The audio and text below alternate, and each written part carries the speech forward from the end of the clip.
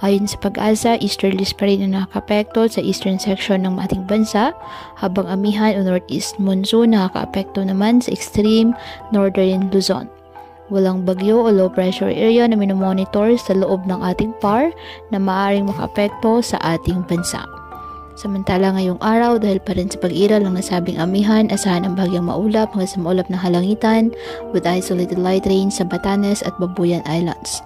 Habang sa nalalabing bahagi ng bansa kasama na ang Metro Manila, apektado po ng easterlies at ng localized thunderstorms, kaya asahan din po ang bagyang maulap hanggang sa maulap na halangitan with isolated rain, showers, or thunderstorms. Kaya patuloy pa rin po natin na pinag-iingat ang ating mga kababayan sa banta pa rin ng mga pagbaha o pagguho ng lupa at ugaliin na magdala palagi ng payong o kahit anumang pananggaas sa ulan sa tuwing lalabas ng ating mga tahanan. At yan po muna ang update sa lagay ng panahon ngayong araw.